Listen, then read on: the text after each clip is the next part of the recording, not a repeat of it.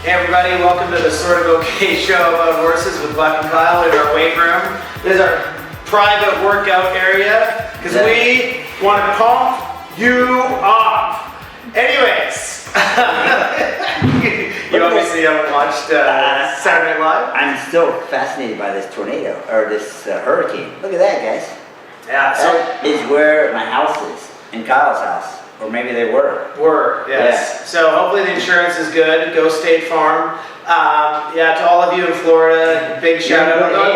I'll say this, the people in Florida are completely indifferent to this stuff. Like, their winds are 75 miles an hour, which is the rest of the country just deals with, and in Florida they will as well. It is pissing down rain there, but I don't know, and where I am anyways, our farm, it drains great, so it makes us look better because anywhere that it floods... and it's for sale if anybody likes to place no, it's not. Dry. Right now it's not for sale. We don't have power, so I feel bad for the kids because they're going to have to, we've had them fill up huge buckets of water and stuff, and they're going to have to deal with that end of it. So, it's always a pain to deal with any storms in the winter, but it's nothing, in anywhere, whether it was winter, summer, when you have to deal with that. But it's certainly nothing like what Louisiana dealt with just recently. So we hope you guys are actually recovering from it. Florida will get over it because I don't think this is that big a deal for them. I'm just saying, it looks like a big deal to me, but I'm not from Florida. Buck's never seen colors on his phone before. He's pretty impressed. He's like, oh my God, my phone's got this feature. It looks like what my body looks like after I fall off. Which is red, basically, yellow, blue, that's what you're going to look like tomorrow? I've seen this a lot, but it's just on my body. He's going to look at this tomorrow, he's going to look at this on Saturday. Hey, are you wearing the pink hat on helmet cover on Saturday? I think I wore it today. I actually went... You didn't wear it, it's in my trailer. Well, that's where it belongs, but my hat went off, I quickly got shot out of the cannon today. So, anyways, we're talking about AECs here. That's about all the work that Kyle can do. I'm sure that everybody's like, oh my God, his form is so bad. I know. There we go. I do not do weights. I do not work out in the weight room. All right, let's get on to the show here. Okay. You with the dog yesterday. Today, the weight room. So, today, the weather. That was kind of the big story here at the AECs. We all sort of, luckily there's lots of shelter by all the rings, so we all huddled into the rings, or into the shelter, and waited for our classes to go. And I actually think the footing was better after the rain. I think that in the training, I think I heard 6 people slipped over and fell on the turns, which is a little worrisome. But thankfully, the officials took that turn out of there, which I think was a good move. And I was one of the first to go after the downpour, and it was a little sloppy, but the ground didn't feel slippery actually. It's definitely kind of a unique course, and but I think all went all right. It tightened up the footing in the all-weather rings. It certainly tightened that up, and I didn't notice, like, we upped some studs after the downpour because it just basically came on for about, if you weren't here, it came on for about half an hour, 45 minutes, and it was pissing down, like absolutely bucketing. There was one puddle I saw on the cross-country course. It was a pretty big piece. I went and looked at it afterwards to see when the horses ran through what the footing was affected like, because you can tell a lot as to what the foundation is. And it was really not bad at all. Like it had given away a little bit, but it hadn't gone deep. And I think the horses were sinking in better after the rain because their foot was going in about that much, which just was keeping them on top and keeping them from the slipping that was happening in the morning. So, if it goes badly for me on Saturday, I'll say it was because of all the rain today, and that we're expecting more tomorrow. But right now, I think it actually improved. You're right. Yeah, no, that was good. It was safe day. I think thankfully none of the people that fell over in the training got hurt. No horses got hurt, so it's a good thing. And the storm is definitely not getting any smaller. No, and they did I couldn't take that phone away from him. Better than the dog. So the other thing was they handled it great because our last rider was supposed to go I think at 5:40 or something. They had to hold the course off for about an hour and 15-20 minutes. They got right to it. We got done quite late, but we got done late efficiently. It didn't feel hectic. It didn't feel chaotic, and they're getting through a huge number of horses here. So I think that was really impressive on a site that's running its first event. And so this speaks well for their ability to actually do the job structurally. Although I didn't see the show jumping course set up yet, was it? Well, I saw Mark on in there later this afternoon. Okay. I think it looks like it's set up. And I think Set up now. you know, there's so many horses, and certainly at the lower levels, the cross country wasn't terribly influential. So it'll be interesting to see what the show jumping is.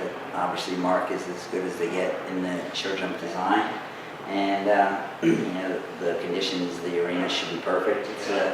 It's a great atmosphere. It's a big arena for everybody to ride in, especially the lower level horses that don't get into a stadium very often. And there's big screens and there's stands around there and colorful jumps. And so I know it'll be an eyeful for my young horses in the preliminary. But it's an exciting venue, and so far it's going quite well, I think. And you know, now the intermediate goes cross country tomorrow, and then the advanced goes on Saturday. And so the advanced does their dressage tomorrow, and you know, it's supposed to be a lot cooler. And we're looking for big things this weekend. Yeah. And so the site itself, like we are actually in the weight room that comes with the campground. They've got, on the other half of the building, they've got a laundromat, and then in the back side they've got ping pong table, pool table, big TV, couches and stuff. This place is pretty well set up. The cabins are great. Everybody I know that stays who says nothing but positive things about them. The campground up top, I had my kids out riding their bikes at the end of the day today. Real safe, really nicely set up. It's just, you know, they've really maximized what the plan is. And when you look at the actual terrain, when you're sitting down in the ring and you look up on that hill, and there's this huge bluff that sort of surrounds that side of the course, and you really have to think about it, but that was the hill. That was basically a hill. They went in there and they dropped the whole thing to make the platform that we sit on. And They knocked off the whole mountain. yeah, so if you go and look at it, it's like, why anybody would actually put that much effort into a horse show is unbelievable, you know, but it certainly works. And pretty impressive, and they've done it top notch. Like everything I see, every time I see more stuff, I'm more impressed with it. Fans in all the stalls, I mean, it's just great. So, the results today, you know, the dressage always of these things is very influential because we don't have FEI scores. It does put a little more pressure through the rest of the weekend as well, but we thought we'd just sort of discuss the leaders. In the open intermediate, we've got Marilyn Little on RF Scandalous, which is, you know, sort of surprising because she's pretty poor competitor, doesn't do very well on the flat usually, and that horse is, you know, it's a little disappointing typically on the flat, don't you think? Yeah, I mean, it hasn't done very well at all. I mean, it's what, one Pan Am's and one AEC, I think, 2-star. Last year, yeah. You know, but it did, you know, it must have been good today, apparently. Wayne loved it anyway. He gave it 81%, so he thought it was quite great. I believe it's his first event back. It was at Buccolo last year, and it didn't do as good a test as I think she was hoping. And but you know, it's back from injury, and apparently went well. And so I'm sure she's happy. And you know, but tomorrow's another day. I'm just kind of looking at my novice people, and it's just George right up there in 7th place. Oh, that's good, all right. And so that's really kind of what I'm excited about. I swear to God, he's got like the focus of a goldfish. And where's my other one? What happened to him? Anyways, in the preliminary amateur division, we got Ruth Bly on Rodrigo de Granet. And she's on 27. I'm sure I butchered that name. I feel like I got that one right. So, you know, excellent result there. I got 2 in the top 11. And then we've got in the preliminary horse division, George and Eddie are doing awesome. Boyd Martin on Barry. There we go. Just another name, you know, Barry. That's not. And I believe he named that one after the breeder of the horse, which was Canadian Peter Barry. He was on our Olympic team in 2012. He owned a horse for a Canadian for the Olympics this year. So really, big supporter for Canada. Big, does a lot of breeding. He's had some success there, and so it's kind of cool that Boyd's got this one, and he's on a 26 in that preliminary horse division. And that division is always a tough one to win because there's always a lot of special horses and everybody's going to prove how theirs is the best in the country. You're in that division, aren't you? I am. Now that's a disappointment for you not to be winning. And then we've got in the preliminary ATC division, whatever the heck that is. Is that ATV? Is that like ATC, Adult Team Championships. God, Buck, you're amazing. Amazing. Your mile high guy is in second here in the novice. Excellent. Way to go, Mile High. Mr. Mile High. And that's and Divine Intervention, you're in second and sixth. So I'm kicking Bucks as usual. George and Eddie are going to come from behind. They have I got faith in them. All right, I'm not even going to touch that one. So Deborah is here. Maxi Fly is on a 37. Now 37 is kind of a high score to be holding the first place position at the AECs, but I mean obviously that division there's three. It's tight in there, and there's only two finished. Only two finished that division. Yeah, and there's only three that started. One got a T, one had 31. How do I get in that division then? Well, you should be. I should be.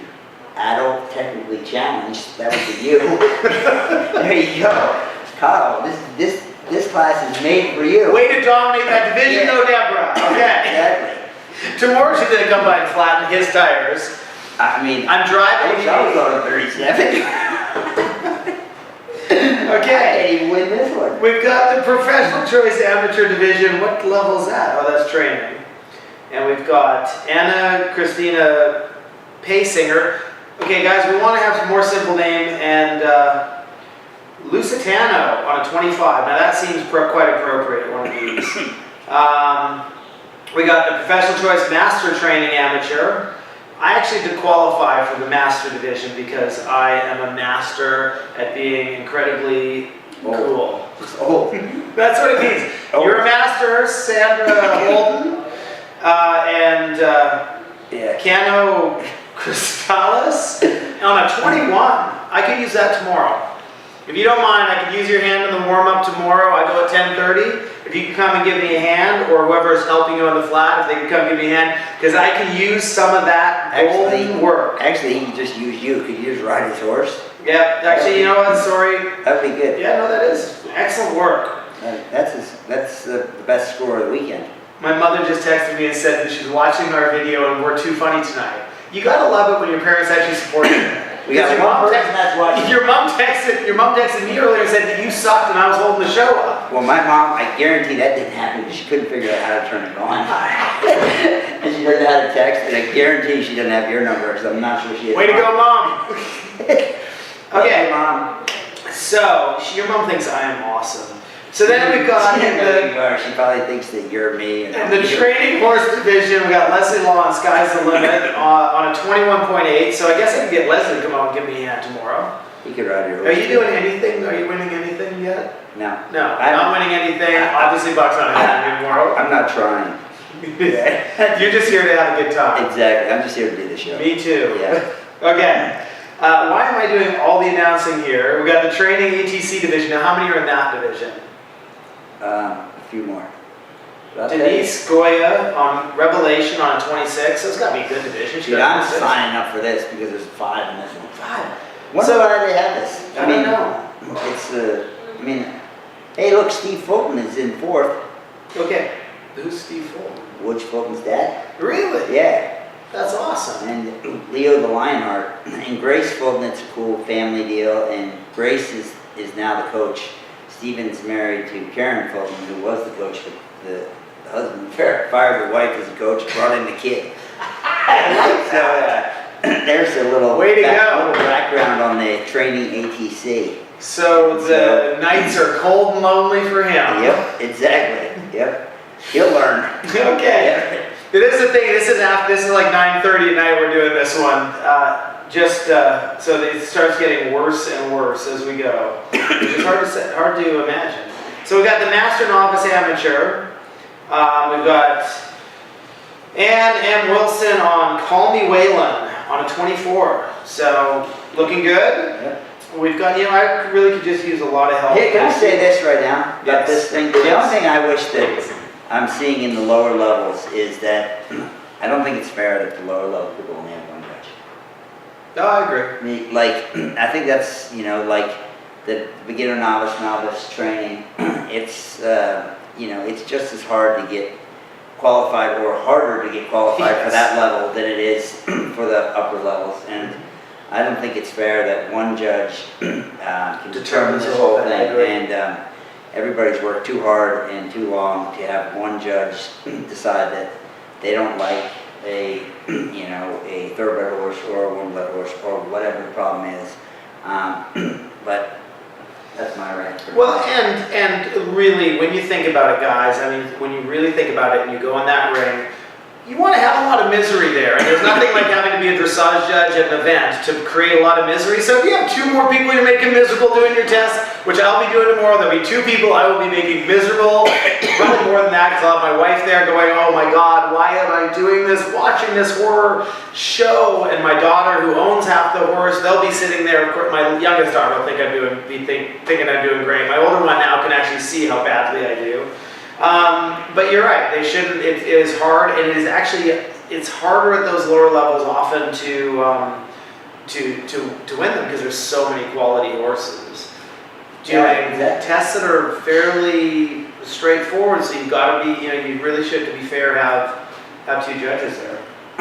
Excellent point. I think that was amazing. That is why I'm here. That was it. That's the first contribution that Buck has made to the show so far. The only useful one of the whole day. Other than his kid. Okay, now you've gone, I'm lost where I was. Have we done Sarah Fischetto? I like that. And Sinfallo. That's got to mean something really dirty in Italian. Novice, amateur, on a 24. Right now she's probably quitting eventing and going to Hunters because of that statement. You want to take it over from here, buddy? You can go to Novice Horse. Yeah, my thing to, oh wait, it goes back. That's very clever. Okay, so Novice Horse. Yeah, keep going. We've got Lucia Lucia Strini. Cooley Daydream. Yeah. I did actually finish high school. And 24.3, that's... I watched that horse go today. It was... both those kids rode today, and they rode really well. That horse was absolutely beautiful. So Kyle agrees with the score. But I didn't see him do dressage. I saw it jumping around cross country, I think. So cool. Yeah, exactly. There you go. Whatever that's worth. All right, we got Eleanor Lawson on Metapeak on a 25 in the beginner, novice, amateur division. That's the Broadstone division. We got a couple Broadstone sponsored divisions here, so. Good, that's, we've got to give a shout out to the sponsor. All right, you want to take over from there? The Broadstone beginner novice horse is Lauren Chumley Nicholas. Yep, on a 27.3. That's a pretty good score. And they go stadium tomorrow night at 6:30. Oh my God. So maybe they'll turn the lights on. That'd be pretty cool. That would be. That makes things kind of entertaining. And then the Broadstone Master Beginner Novice Amateur, Latha Calvin, Look Cody Look. Yep. If we were picking Master Beginner Novice Amateurs, I would have picked Look Cody Look. I would too. That goes right in there with Eddie and George. Yeah. So come on, Eddie and George, tomorrow. we got to take down these other guys. And that's all. good luck to everybody tomorrow. Especially me? Yeah, I was just going to say, especially me. I'm going to need it. But anyway, hopefully, I guess we're supposed to get a ton of rain tonight. It should be good. And great. It'll make mine good and brave for the weather. Well, when we go sliding down that hill on the way to those tables, Exactly. all mine's got to do is jerk his knees up. I'll just go down the hill as fast as I can at the skin. And then, so the course, we're gonna go out there and review some of the fences on the course. Hopefully by then, the advanced will have a couple of alterations that we as riders felt needed to happen. There's a couple of corners at the bottom of the hill. It was a open corner to a narrow in two, to another open corner in another two. And we've suggested they take the back rail off the last corner because it's a bloody long way to that last corner. It's a bloody long way to that back rail. You have to have a real horse to get across it, and that's fine. But the problem is I think that it could be quite punishing to the horses that don't make it. Instead of it just being, oh well, it didn't work out, I had to run out. I think they're going to end up more in trouble there. And I got positive responses when I talked to the people about it. So I hope that. I did too. The officials seem to be on the same page, and I just actually think it's totally fine. I don't know why everybody's so chicken, but anyway, Kyle was pretty nervous about that one, so he was really complaining a lot. Well, I'll tell you what, at Jersey there was the two corners on the two stride. I thought it was a very similar question. Yeah. And when we walked out, I said, you know what, it could be a 3. Now it was solid top tables, and so I think that's less of a concern. You really slow down. There was a couple people who did a nice 3 on a plan, and the horses though that left on the 2 that didn't quite have enough scope, they tipped up on the backside. My horse handled it very well on a waiting stride in. He has that stride. He's very, very rideable. He's for sale too. But I think the trick is that I don't think it's a fair question that if the horse gets up there, gives it a shot, and doesn't get it done, I think it's going to have an unfortunate result. And I just don't think we need that. Well, I think too, like it's so dirty-ish at the beginning that the horses aren't going to open their step up, and then you have 3 fences going straight down the hill. Yeah. And then you have a corner, quiet 2 to a skinny, to 2 really long strides to a really wide open corner when the horses are already sort of backing up. Yeah. And nobody knows how the footing's going to hold up. It's down in the woods there. Narrow corridor, which isn't going to help them step out either. And the thing is at Jersey, when I walked it, I felt that way, and I didn't say anything. And I said to the people I walked with, I was like, you guys watch this, for this reason. And then they had 7 sort of tip up there, and I kind of afterwards, I was like, you need to at least say your piece, and then it is what it is. It wasn't an unfair question at Jersey. And the problem that I think everybody had at Jersey is like what I did is I just ran into the first one and nearly tipped over the first one and jumped right at the second one. That was the problem. Everybody's too good at the first one, and then you heard it here. Exactly. And the problem with this one is you're going to run into the first one, jump it poorly. The next one will jump great, but now you got a third one to see whether they're going to do 50-50. Yeah, exactly. So anyway, we're going to show you guys that fence and show you why Kyle's scared. And why he's probably smarter. Kyle's not scared because of that fence. Kyle's scared because of other fences that have tipped him up that make him go, why the hell would I want to do that? So beginner, master, novice next year. ATC. ATC. Awesome. Good night, guys. Thanks for showing up.